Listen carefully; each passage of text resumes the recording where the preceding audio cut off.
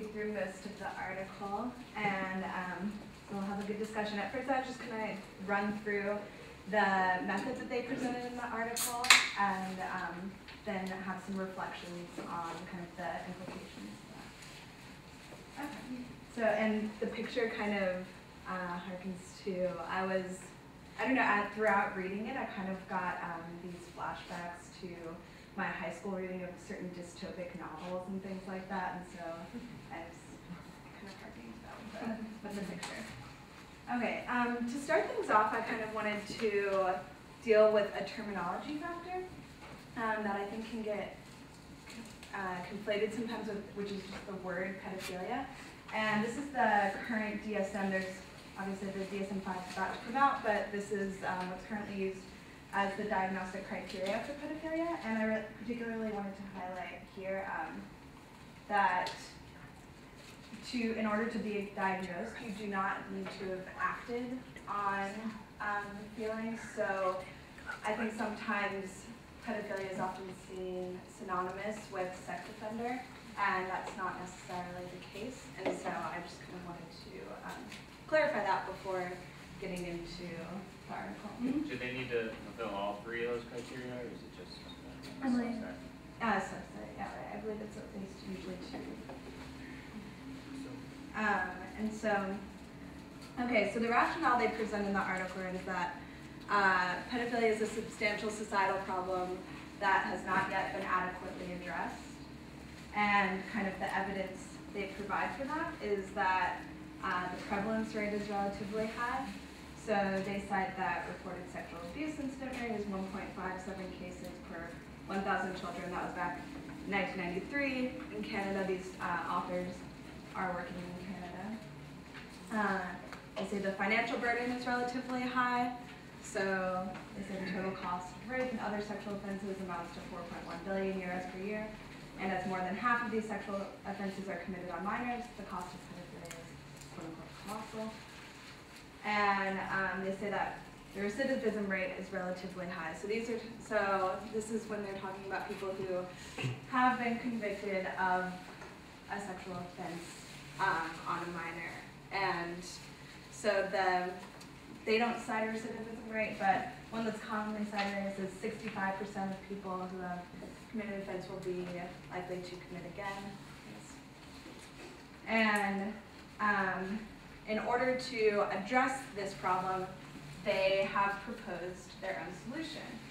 So kind of what they are working from is the Skinnerian concept of operant conditioning, which people might be familiar with for a number of different reasons. But here what they want to do is take Skinnerian operant conditioning and apply it to the brain. And they want to do that in order to affect behavior. So they identify a number of structures that have been implicated in sexual arousal and pedophilia in particular. And they say that they want to help self-regulate these areas in order to better control the output of the behavior, which they say would be acting on this desire to commit a sexual offense. So the brain... It was significant that they said they're not trying to cure it per se, they're just trying to override those urges. Right, so yeah, they say, particularly in light of this really high recidivism rate, they think that it would be impossible to quote-unquote cure, but they want to maintain and treat. And yeah, the language throughout the article I thought was interesting. And we can kind of get to that. So the main brain areas they identify are the ACC, or the anterior cingulate cortex, the caudate nucleus, and the amygdala. They kind of pinpoint these as the pedophilia brain areas, quote unquote. And the one they particularly choose to focus on is the ACC. And so the method that they propose is to use visual interactive sexual stimulus, and they present these data showing basically that using a VISS, or the visual interactive sexual stimulus, they can get a sexual response, and better than chance. So, and this is a sexual response with people who have already been diagnosed with pedophilia, to particularly pubescent or prepubescent children. And they're showing that they can get specificity of that response. They're using as their measurement penile plethysmography, which basically is a physiological measurement that measures blood flow to the genitals, essentially. And there's circumferential and volumetric measurements that can be used for those. Volumetric would measure the amount of air displaced in the cylinder, and circumferential would just measure general blood flow. So their main method, right, is that they have this visual interactive sexual stimulus, and it's going to be on a screen, and the patient is going to be watching this VISS, and as the patient's watching the visual interactive sexual stimulus, which they say can be specified to the sexual desires of that particular patient. So if there is a particular physical attribute or things like that, they can create this avatar to reflect that preference, which they say is another perk of this method. And then while the patient is looking at this avatar, they're going to be collecting data on them. So they're going to do a real-time functional MRI scan to measure bulge response or blood oxygenated, like where the oxygenated blood is going in the brain. And the penile plethysmograph, which we mentioned before, is going to measure genital arousal. And they're going to use eye tracking. So they're going to be seeing where the patient is looking at the avatar. And something I thought was particularly interesting was they said that they're going to use the eye tracking in particular to monitor avoidant behavior. And so if the patient tries to not look at the VISS or the avatar, and in order to avoid becoming sexually aroused or whatever the case might be, they can actually then have the avatar move into their field of vision so that they cannot avoid looking at it if they wanted to. And then they said they're going to take all this information and they're going to do signal processing and analysis in order to give brain-computer interface, graphic user interface feedback. So, like we were saying, that's going to go back to the VISS to affect their behavior. And during this whole thing, they're going to be doing mental rehearsal. So I think it's kind of easier to understand in the context of an example. So the example they provide in the paper is, okay, we know that we want the ACC to have decreased activation in the presence of this sexual stimulus. Because typically, increased activation in the ACC is going to indicate an increase in sexual arousal and an increase in the probability that that patient is going to act on that sexual arousal. So we want to pair decreased ACC activation with this stimulus. And we see that the ACC, when the avatar moves its hand, for example, that the ACC activation goes down. And that's our desired neural outcome. So we're going to tell the person to focus on keeping the arm up, because when the arm is up, ACC activation is down, and we want to pair these two events.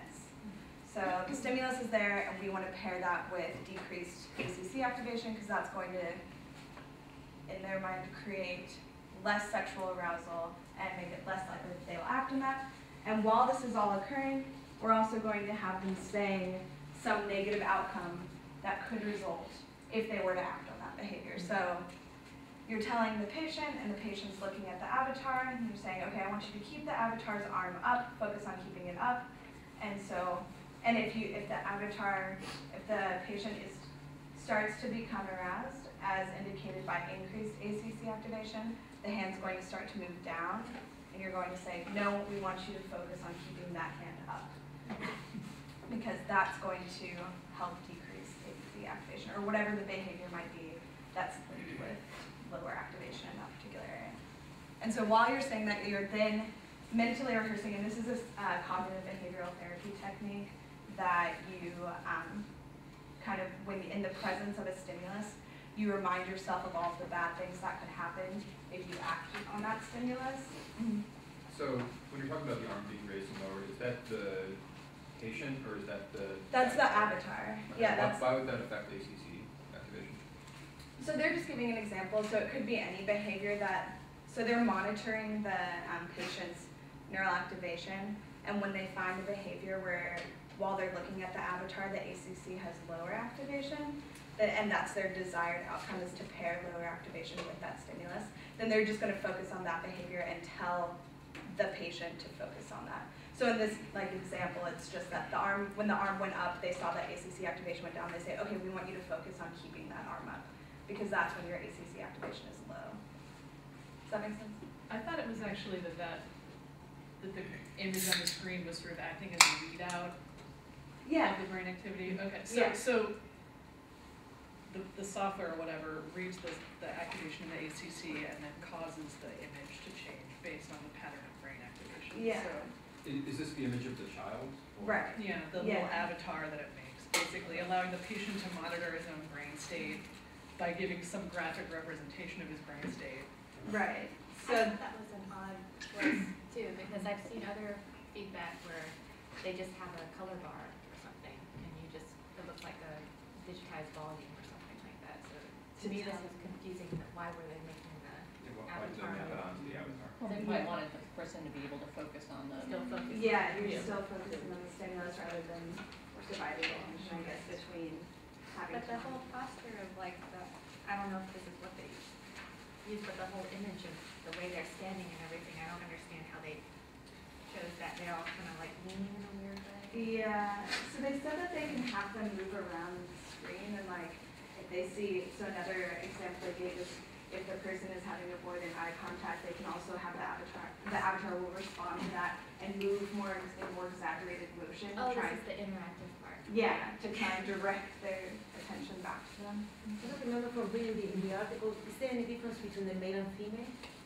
The results? In regard to the patient, Both patient and avatar. so I don't think they actually address that in the paper. They don't address sex differences. Pedophilia is by and large diagnosed in men as opposed to women. Most paraphilias are much more prevalent in men than women. So I think in this case, and penile, one of the measurements they're using, the PPG, that would only be for men. They could use a measure of that in women, but they don't even go into that in the article. So it's kind of seen. Yeah, so basically the whole idea is conditioning this brain activity in the presence of the sexual stimulus that you would typically act toward. And the stimulus is then going to respond to your brain activity to give you feedback about how your brain is acting. So, How closely can they correlate this with an action? Because they'll only go to jail if they act on the behavior, right? But Right. how closely can they correlate this to? I mean, it makes sense that you would think it might be there'd be a higher probability that they would then engage in a behavior, but I don't know if the ACC is what we would look at for that. So I wondered if they had a little more rationale on that. on the brain area, yeah. So it was Maybe you'd want to look at Motor. motor areas or something. I don't know. Yeah, so they say in the article that another possibility would be to actually do scans to monitor that particular person and see what areas activate when they're looking at a sexual stimulus. So then if it wasn't necessarily the ACC, if they have greater activation in some other reward circuitry or motor circuitry or something like that, then you could kind of specify it to that person, but they don't really talk about actually monitoring motor areas. They kind of say well, if we can inhibit this desire, then they're not going to act. But they do talk a little bit about motor intentionality, right, which is saying is more likely to lead to that. So I think some of the ACC idea and the activation here is this idea of motor intentionality that they're trying to curb. Decision making and being able to regulate acting on that. Because what's interesting about that, if you're going back to the DSM definition, if they think about it as you just have to have the desires to, not the behavior. Right. But they also said they weren't trying to cure that part of it. Anyways, it's just kind of confusing how, afterwards, are they asking patients, other than having them say, this is bad bad things will happen to me if I engage in this? Are they asking them, how likely do you think you are now under this treatment to? Right, kind of checking in with them and saying, yeah, there seem to be kind of like a lot of caveats within it, and they say that although it has been used with EEG and ADHD to be successful, that this is the first time that they're really applying it to this sort of behavior. And I think the first time they're applying it to MRI in general. Yeah, and so it's a pretty short method paper that kind of lays all of this out. But in terms of kind of the ethical implications, I guess, some of the things that were springing to my mind that hopefully we can kind of talk about is the idea of focusing on one brain area and trying to downregulate activation in the brain area. So like, for example, here they target the ACC, and we know that the ACC is not really just involved with pedophilia or sexual desire, things of that nature, but it's also involved with, autonomic function, empathy, decision-making, error management, and things like that. And so and we know that in a lot of other conditioning paradigms that there's generalizability. And so just because you're conditioned to one particular stimulus, you probably will also exhibit that behavior in the presence of a similar stimulus and things of that nature. So kind of what the effects of that might be. Yeah, to focus on the ACC, I mean, the one-to-one mapping thing is, maybe there's room for improvement on which area you focus on. I just, on that note, I just did a quick search because I remembered seeing something along this line, but the activity in ACC, according to one study, increased as you tried to suppress a negative emotion. Right. So that kind of, it's still a neat idea. It's just hopefully even maybe there's some other measures. Yeah, it seems almost like an oversimplification to do that with any particular brain area.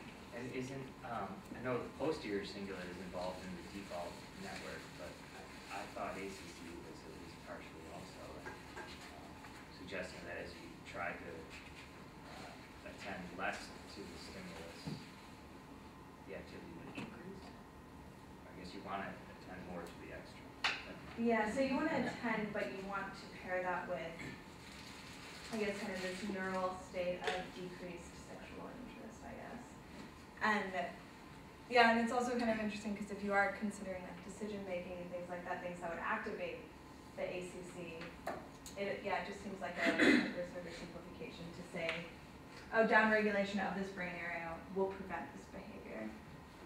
And then also at the end, they kind of bring up this idea of like, okay, like so they present all of their method data and then they say, but of course there are many ethical implications and we just want to make this all voluntary. So yeah, that's that. And the paper ends. And I thought kind of the idea of voluntary is interesting, particularly in light of the current state kind of the way that sexual offense is treated in the legal system and things like that. And it kind of brought to mind a current treatment, quote unquote, that's available for sex offenders, which is hydroxyprogesterone acetate, or Depo-Provera. And this is currently in 8 states in the US considered a voluntary part if an offender has committed 2 sexual offenses against a minor, then you can undergo chemical castration, which would be by getting regular injections of Depo-Provera. And what it does basically is lower testosterone levels so that you don't desire to act on your behaviors. And it's considered voluntary, but also it's a condition of parole. So if you want to go on parole, then you have to agree to undergo treatment in those 8 states that it's currently available in. Also in a couple of other countries, like Poland, I know, and there have been a few others in the last year or 2 that have actually made it mandatory for sexual offenders to undergo treatment of Depo-Provera if they would like to be let free or get out of jail. It's basically their get out of jail free card. So is that like a crime chronic use of this or acute, or do they know what else it does? I mean, Yeah, so there are actually many side effects. So Depo-Provera is probably, because it's probably systemic, right? So. yeah. It actually, so the way Depo-Provera works is on your brain. It's used in women as a form of long-term birth control, which is probably how other people have heard about it. But it works on the like hypothalamus and pituitary in men to decrease testosterone levels to such a point that you don't have sexual desire in general. You can still, the man can still get erections and everything like that because those aren't testosterone dependent, but sexual desire in men for the most part seems to be. So in those cases, yeah, there's a lot of extra side effects like hypertension and things like that, like a lot of systemic effects. Do they know if it actually, oh, sorry. I was going to say, do they know if it actually works? It does work in the regard of, I think it reduces recidivism rates from 65% to 15%. So. Hold on, where are you getting 65%? Because the citation in this gives 35, and the recidivism rate for crime in general is 65, and sex offenses is much, much lower. Okay. It's not 60. So I'm wondering where you got 65. Because like, crime recidivism is between 50 and 75, non-sexual crime. And sex offenders' recidivism rate for crime in general is about, this citation they give is about 35%. Okay. So they actually undermine their own argument for recidivism. So I'm wondering where you got 65%. 65 was cited in other articles that I read about. Yeah, Yeah, it's a general criminal recidivism rate in the United States since like 94, but it's not specific. It's not specific to sex offenders. Sex offender recidivism rate within 3 or 5 to 5 years is below 10% of recidivism of another sexual crime. Right. But it's under, they say it's underreporting. Okay. But in any case, sorry. Yeah, well that's what, so like in these articles that advocate for NPA use, that's what they typically cite as that. They do, because they want, there's a belief that sexual criminals are more likely to reoffend than other offenders because of an understanding that their crimes are driven by sexual desire, which then leads to, if we lower sexual desire, they will not commit crimes again. Well, what they've found with self-reporting among people who've gone through castration and chemical castration is that their desire to commit these actions has nothing to do with their sexual desire, and that if you remove the ability to experience erection through physical castration, or if you lower sex desire through Depo-Provera, it doesn't actually remove the desire, most men's desire to interact with children in inappropriate ways, because their interest is not in their own sexual desire, but rather in the sexual desire of the children.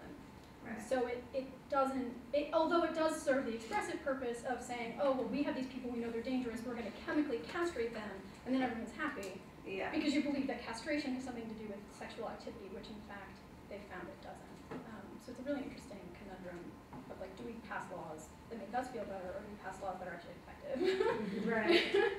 So, sorry, so if you like see things, like if you take all that into account, would this paradigm be any better? Because it actually does remove the pairing of like those like inappropriate feelings with that stimulus. Yeah, that's what that was what I found most interesting about this, was that, and this goes on what Karen was saying before, that what they say from the beginning is we're not interested in curing pedophilia. They're interested in trying to find what it is, the difference between desire and action. And these sorts of things where we're going through hormones aren't working, and physically removing some parts of people's bodies isn't working. But maybe if we can sort of find some mechanism for getting in between those two things, you don't cure pedophilia because the desires are still there, and you can still have people going through, feeling this, but they don't act on it, which is the thing that everybody wants. And that's a lot of what people say, what you said at the beginning, which is absolutely true. The difference between pedophilia and being a sex offender is, I mean, there are many differences, but one of them is sex offenders generally act on them and then get caught. Yeah. Right, and that's what you want to do. Right. Yeah. So I think in regard of, but it is interesting that you bring that up, because in all of the things that are talking about in terms of like the countries that are making this mandatory, I mean, they must be under the impression that this is what is going to cure it. And like, I mean, sometimes it's just to have people feel better. Right. Right. So whether or not it cures it, like people feel a little bit more comfortable with the idea that, well, he can't do it.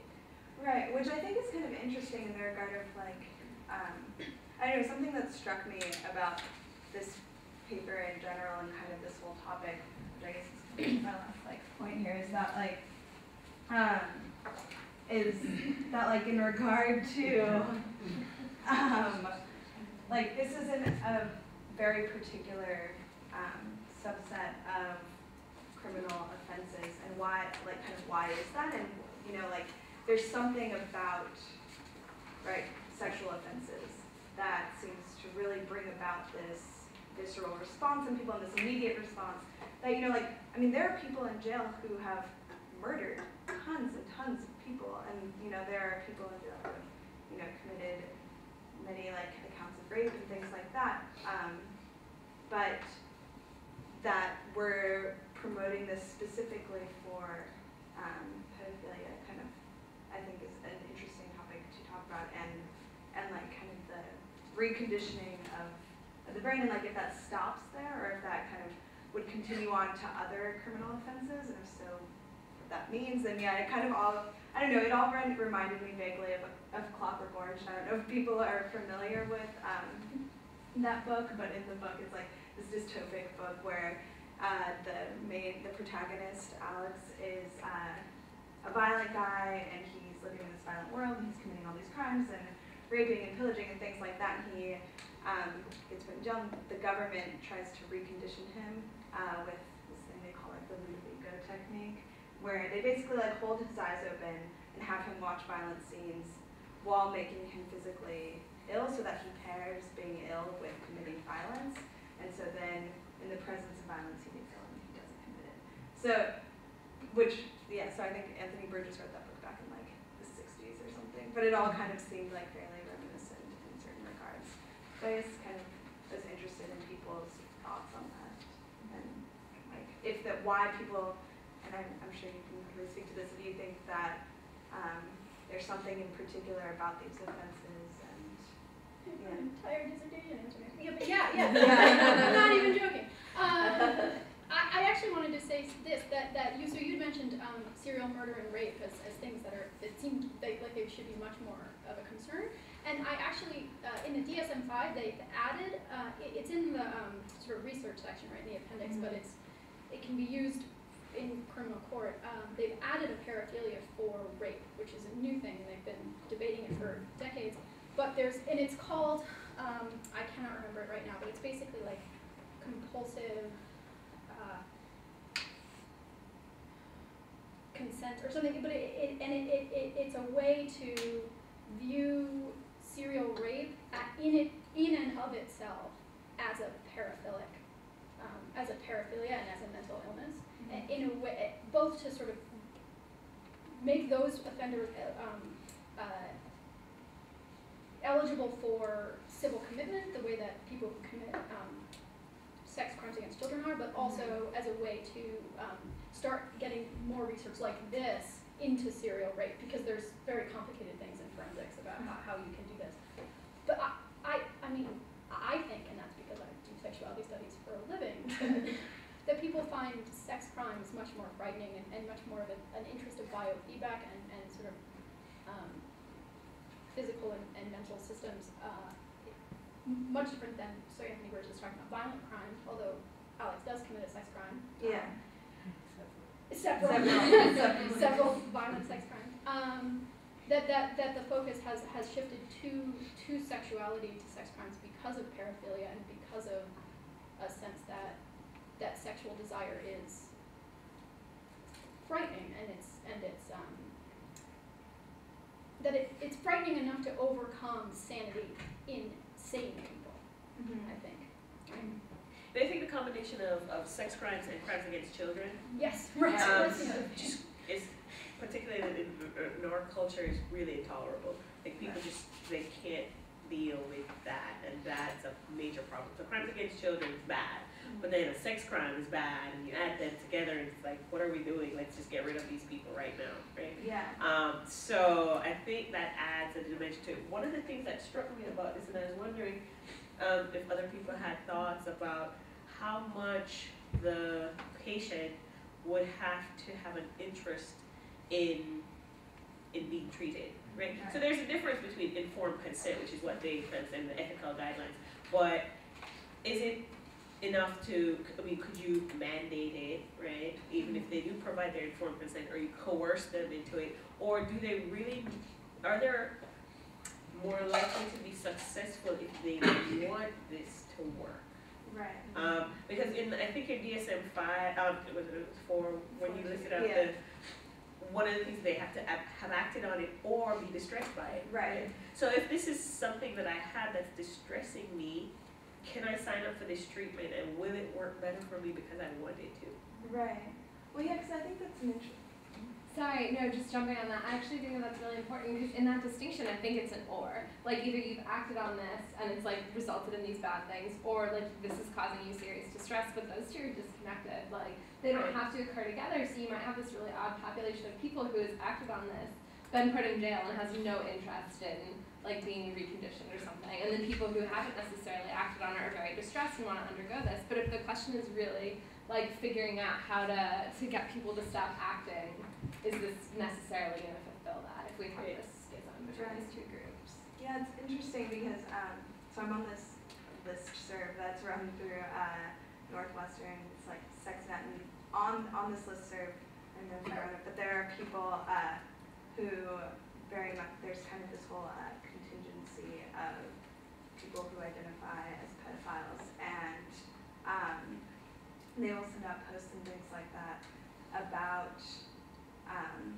Is this the minor attracted persons, the maps? yes. Yeah. Well, so yeah, there's some people like that. It's kind of this whole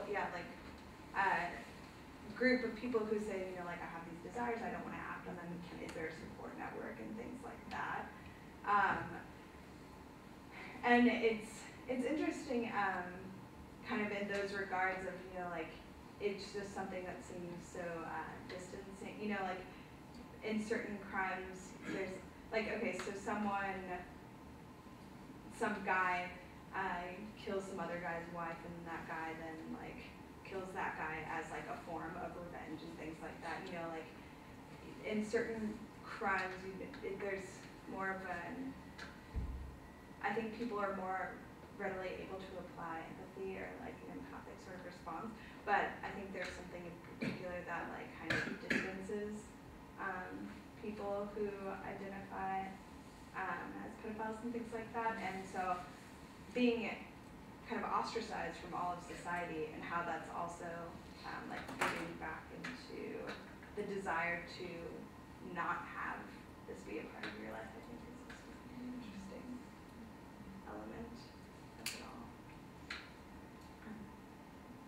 Well, maybe it's kind of, it seems like let's figure it out later with this, but the practical implications of getting everybody to do this biofeedback with an fMRI Right. are huge. That's very costly, and maybe they're suggesting it's less costly than the toll this is taking on society at large, but who's going to foot the bill? Right. Who's got all these scanners? Give one. Well, often these people are incarcerated, so there's a significant carrying cost. $50,000 a year to keep them confined. So I assume that this might be cost effective relative to that. For the, it's almost questionable for the amount that they'd have to go in for this biofeedback. It doesn't work in one sitting. This is something you have to practice, just like meditation.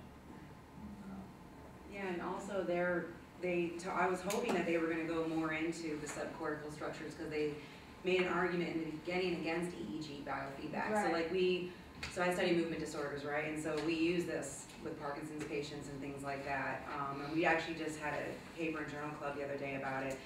It's difficult when it's in an animal model because we don't really know what the animal's thinking, but somehow it's supposedly working. Still a little bit voodoo to us, but if it's been around even since I was in physical therapy school many years ago, and we would use it for patients like, you know, that had spinal cord injuries and things like that, and it actually really does work, but the patient does have to be willing to be involved with it. It has to be something they're thinking about. But I don't know why, they haven't convinced me why you need to go to the expensive resource like MRI versus just doing EEG, because they're just looking at the anterior cingulate cortex. They're not looking at, you know, the accumbens or the amygdala or They didn't even look at the caudate, you know, and those structures are, you know, we're still not entirely there yet with fMRI, even though it's getting very close, but, so that's why I was kind of like, where's the, you know. Well, I do think they make the claim that the EEG has not proven to be effective, so. Yeah. I I thought they, yeah, I thought they were they- for subcortical, to reach subcortical Yeah. structures, I thought, but they don't even go there with that, with this, so, I mean, it may just be, I think it it's a takes a lot of fishing, I think time, it's a but, fishing expedition. I mean, Yeah, they're looking yeah. for, they're looking for which a lot of, something. you know, Right. what we do with, but, yeah. To a certain extent, right, but, Yeah, I was wondering, maybe you're more familiar, they cite kind of some research talking about like ADHD and OCD. And Yeah, how with it's been, impulsivity and stuff, yeah, yeah, and- particularly effective. Yeah, they say there's like neuro, and I didn't get a chance, I wish I would have gotten a chance, but they said there's like neuro, anatomical and neuropsychological effects. I'm like, what are the neuroanatomical effects, you know, and are they directly, and I looked at some of the papers briefly, and I mean, I think it's a tricky thing, because is it attention, is it arousal, what exactly, and those two are tied so tightly with the cortex, the thalamus, and the basal ganglia that it's really hard to differentiate. We have a really hard time, like, is the monkey, or, you know, I work in the primate center, is the monkey thinking about, you know, when am I giving him his treat, when is he getting that reward, or, you know, is he actually like aroused and awake, or is he, it's just so complicated. I think in this in particular, and after we hear this explanation, you know, about how even more complicated it is, like, I thought most sexual offenders, and I'm sorry if I was wrong, I thought most of them were, I thought it was highly reoccurring. So it's very interesting, because my mom and my stepdad are private investigators, and every single sexual offender that they have to investigate has, I mean, it's not the first time, ever.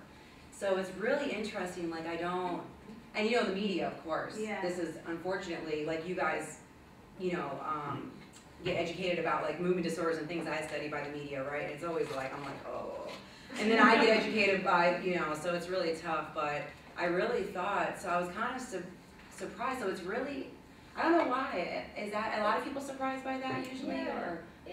Well, I think the reality that people don't understand is that crime recidivism rates are really high.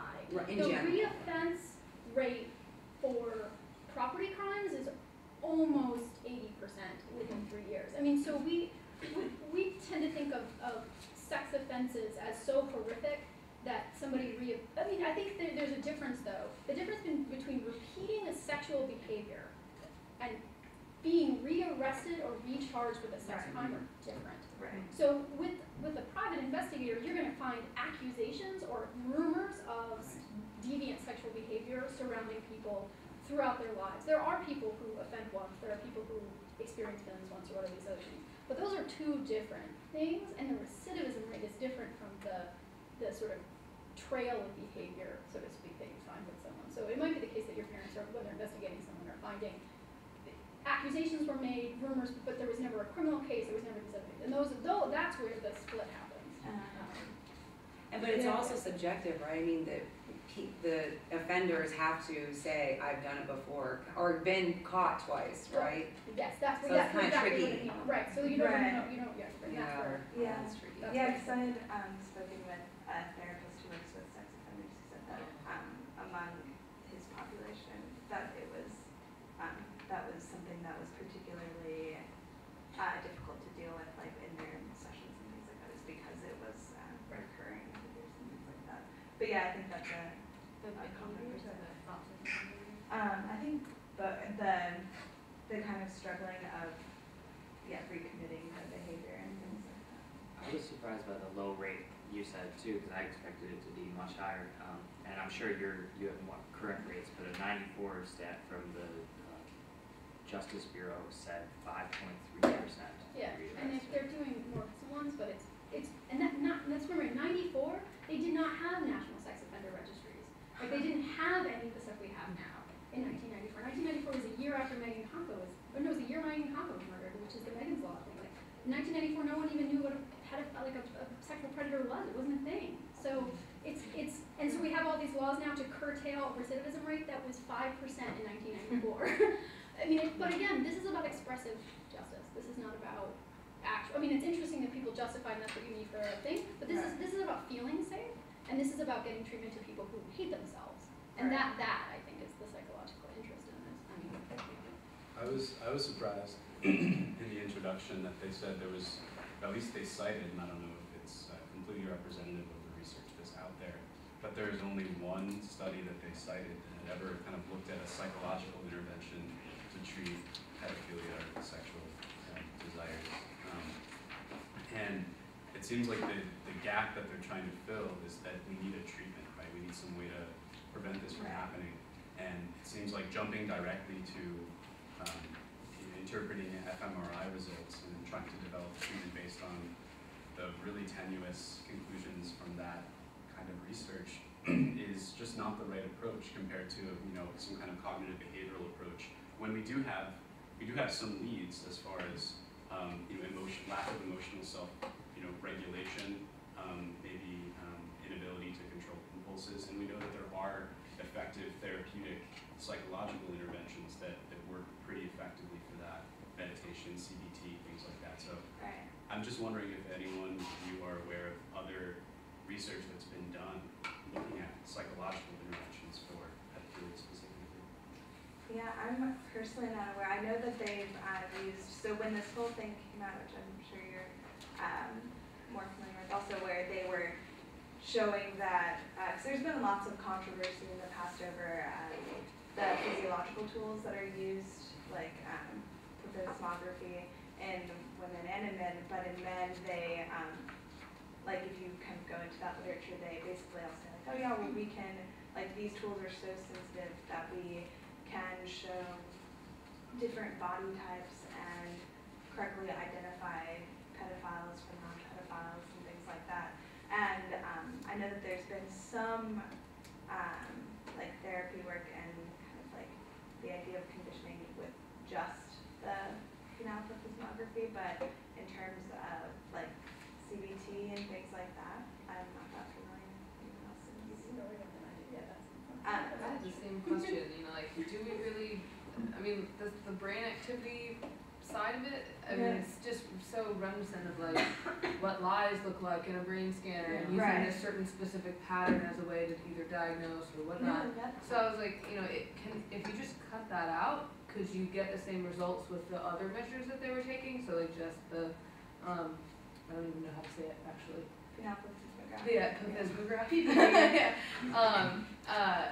Yeah, like, I mean, so you said that there are some studies just trying to have that, like, cognitive feedback? Yeah, I believe so. I think it's interesting, though, kind of this whole proposal also, because, I mean, there is very little, in my experience, research on the neural bases of sexual arousal in general. And it's an area that, doesn't really get a lot of funding money and things like that anyway, so that this like neural network that is pointed out is, I don't even know like how.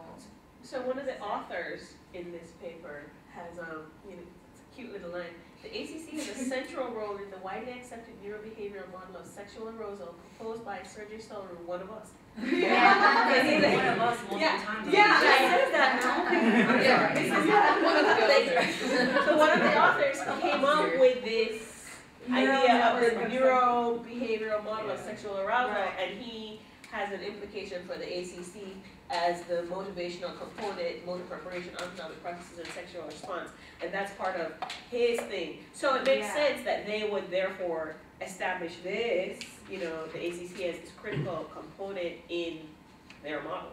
Right. Yeah, I think it's pretty interesting because if you look at somebody who's not one of them, in their research, I don't think that there's currently a commonly very widely accepted model of the neural circuitry for sexual arousal in humans. I mean, we have data from animals and things like that, and like hypothalamus is important, things like that. But like particularly cortical structures, like it's usually referred to like they look at arousal and attention, things simple like that, But there is some literature out there actually, but a lot of it is like attention and reward, that ends up they say comes back to it, So is it the question that, does anyone in here think that there's any value to having this neural dimension in it? Because actually, to speak to Jordan's point, I don't see this actually as really a a neuro intervention, actually. This is still, to me, a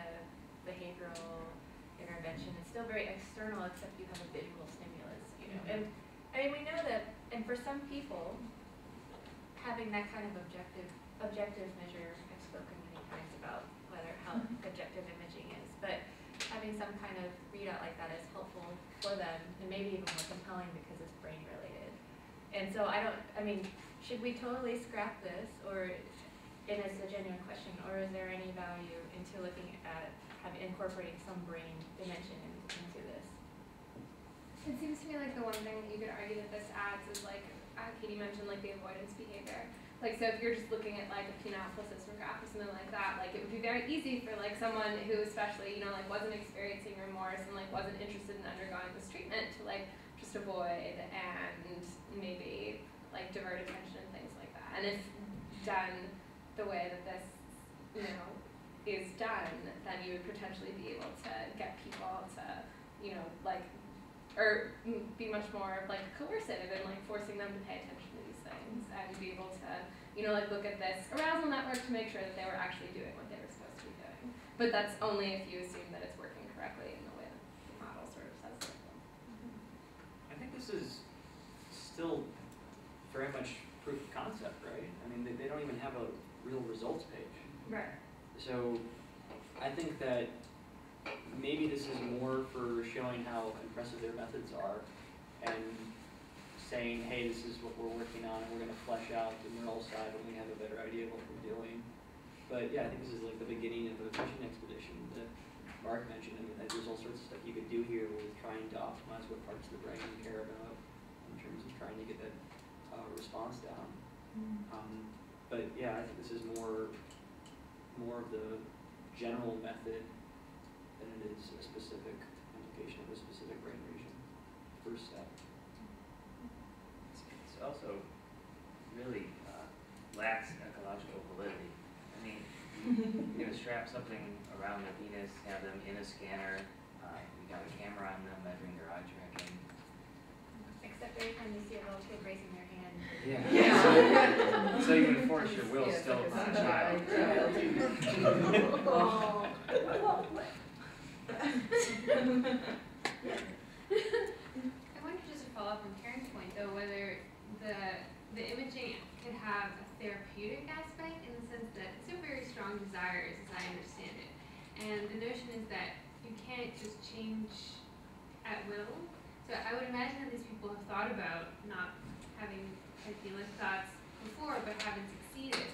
And introducing something like neuroplasticity that they can visualize as could be helpful in the process itself. So it would be like behavioral therapy, but with this added visual reinforcement. So it would serve that function, that it would actually help the patient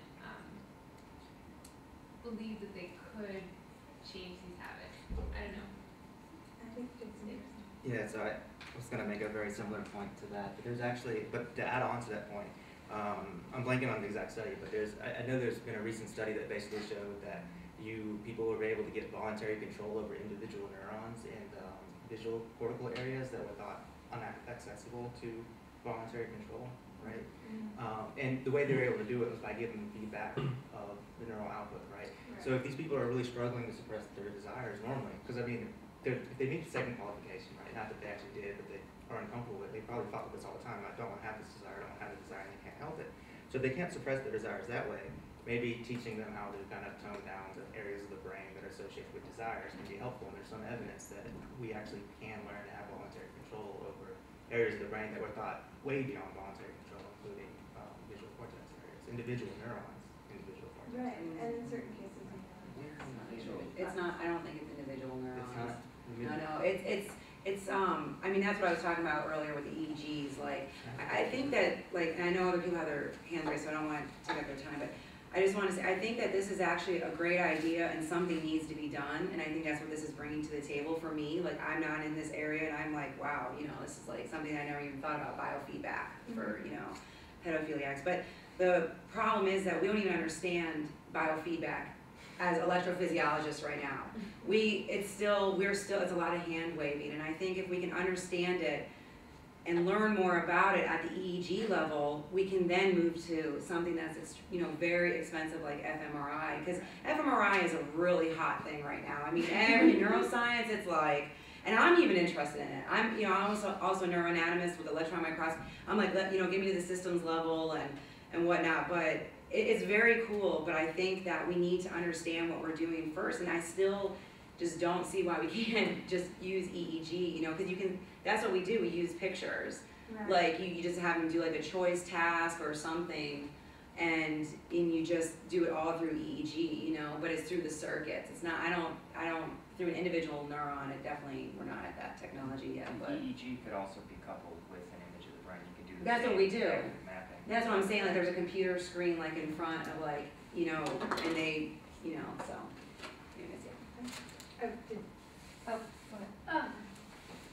I just want to say that a couple times people have pointed out that the general understanding of sexual desire and how it relates to the brain, it's not great. Like, this guy has a general theory of sexual desire, which would include non-criminal sexual desire. Right. That all sexual desire is in one region as far as they're concerned. They're interested in this particular one. And then to go from that to the following thing, which is that we have been trying for decades to get people through psychological processes to stop behaving certain ways sexually. And we have finally gotten to the point where almost everyone has given up. You cannot cure homosexuality. You can't. Trying to get people to cure homosexuality makes them ill. So, but then all of a sudden to come back at it and go, but this behavior is much worse than that, we still think this one is bad, so we're going to try all the same processes. Yeah. Even though we believe the system is the same system, right. To me it's just, you're starting out a failed project. I mean, we really, you know, if you want to do this, if you want to say pedophilia is terrible and you want to try to get into a biofeedback system or a psychological system to stop it, you have to, as far as I'm concerned, stop assuming that that sexual desire is the same system. Because we know that system is not, we don't know that it's not changeable, but we've tried a lot and it's not working. So just a correction. Yeah. So, I mean, it was individual neurons and regions of the brain that they thought was beyond voluntary control, but it was an individual system. I mean, just as deep in the human temporal lobe. I mean, I don't actually have the actual article, just the article. You can give that to Ross since he's reporting on this. Oh, okay. Well, I was going to say something about whether this had to be voluntary or not. I will say quickly just that, I mean, I think what this is trying to do is not change a person's sexual orientation. No, right, no, they're not. They're trying to allow them to yes. control their behavior. Yes. So you could teach a homosexual to not have sex or a heterosexual to not have sex. Oh, other ethical Anyways, I just want to say that I think that they're not actually trying to alter the circuits in the way that you suggested. But in terms of voluntary, I do know that in drug treatment, the old idea was that you had to sort of hit rock bottom and decide that you were ready to change before drug treatment was effective. But that's sort of the old model. In a new model, people claim that coercive drug treatment is also effective. I mean, I know this because I used to work with drug courts, and those were coercive, but they would claim to be effective. So I'm just wondering if it's possible that it's like drug treatment, that it could be effective even when it's coerced and non-voluntary. Just a thought. Thought, just, I know we're about out of time, to kind of reflect on what she was saying before, was that it's almost like we're using all of this science and neuroscience, fMRI, and all this technology just almost as a cultural crutch to say, you know, we believe in it more, or it's more powerful, or whatnot, because it involves science and because it involves biofeedback and because we're using brain, you know, output or whatever. So I wonder if it's not actually necessary, but the fact that it is involving all of this, you know, technologically advanced scientific method, the people involved and the community at large is going to end up actually believing in it and giving it the power that we in this room don't think it has. You know, so it's almost it's a lot more subjective in a sort of larger community. Yeah. Do what? Placebo. Yeah. And then could we just offer it with a cheaper version? Yeah, right. It's EEG placebo version of build a fake biofeedback. How can you cost that? Yeah, that's how does it work? Maybe this will be the last comment. I just, wanted to say there was a great article in the New Yorker in January, and it had to do, the title was The Science of Sexual Abuse. And it had to do with, and I think it has great implications for these types of techniques, and it has to do with the fact that we now warehouse people who've actually finished their sentences for committing sexual crimes against minors, and awaiting diagnostic indications that they are safe to be returned to the general population. And the fact that we've created a way to incarcerate people indefinitely even after their sentences are done is a troubling one. And I guess what I'm trying to say is that, I see this not so much as a therapeutic technique, but as a diagnostic technique cutting both ways, and that is that it could be improperly used basically to keep people housed indefinitely, but it also offers an avenue of people who want to get the hell out of jail, their lifetime sentence effectively, a way to work toward that if it could be demonstrated to be effective. So there's really practical implications for this that need to be addressed sometime soon. Maria? That's really great. I was going to say that, I don't want you to stop from clapping, but please still clap afterwards. But Mark Merlin runs a very successful science cafe in town, Atlanta Science Tavern, and I encourage you to get in touch with him. He has a lot of shared interests. He's an expert science enthusiast. He's very knowledgeable about more topics than most of us in here. So anyways, he gets a great roster of people, and sometimes even gives some of us an opportunity to speak. So I encourage you to get to know Mark. And if you have any events you want to let us know about, please. Well, you're coming up on our calendar. Well, not okay, but anyways, if there are other more exciting events closer. Well, we had a wonderful optogenetics talk by Timothy McCullough last week at Jalazino, and I think we're slated for a neuroscience graduate student to give a talk in April too, so I'll keep you posted about that. So thanks very much. Thank you very much.